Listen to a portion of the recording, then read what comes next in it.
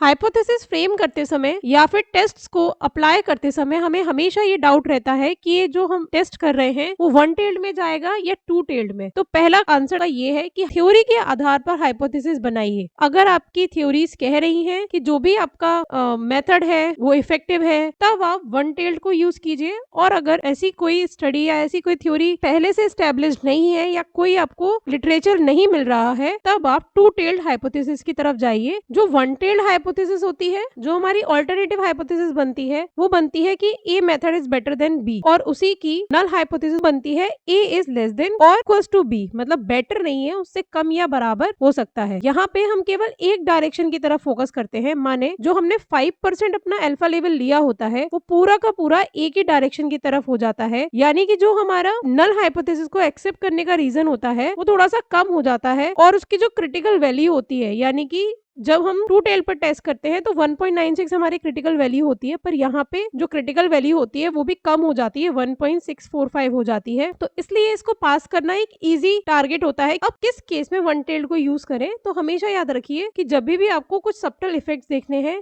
या safety test करने हैं, उस केस में आप वन टेल्ड को यूज करिए। सेकेंड टाइप ऑफ टेस्ट होते हैं हमारे टू टेल टेस्ट। तो इसमें जो अल्फा लेवल है वो बोथ एंड्स पर, जो नॉर्मल प्रोबेबिलिटी कर्व या डिस्ट्रीब्यूशन की जो दोनों एंड्स हैं, उन दोनों एंड्स पर इक्वली डिस्ट्रीब्यूटेड होता है। तो जो हमारा 5% अल्फा लेवल होता है या 5% एरर होती है, वही दोनों एंड्स पर 0.25 करके डिस्ट्रीब्यूट हो जाती है। और इस केस में हम ये नहीं टेस्ट करते कि कौन बेटर है, हम पहला काम ये करते हैं कि दोनों सेम है या नहीं। तो यहाँ जो हमारी ऑल्टरनेटिव हाइपोथेसिस बनती है वो बनती है A and B both are different, या जो नल हाइपोथेसिस बनेगी वो बनेगी A and B are same.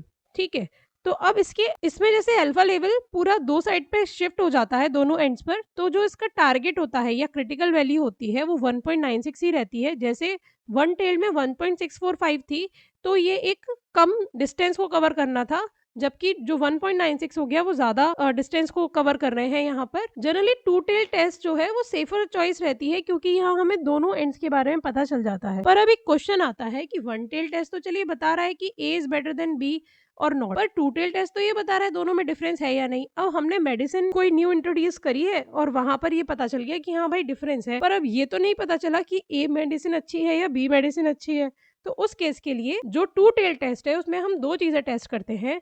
पहला तो बस ये पता करते हैं कि सिग्निफिकेंट डिफरेंस आ रहा है या नहीं, और दूसरा काम करते हैं कि कौन सा बेटर है। उसके लिए हम उनके मीन्स को टेस्ट करते हैं। मीन ए और मीन बी को अगर टेस्ट करेंगे तो फिर हमें पता चल जाएगा जो मीन बेहतर है उसी ग्रुप का जो परफॉर्मेंस है वो बेटर है।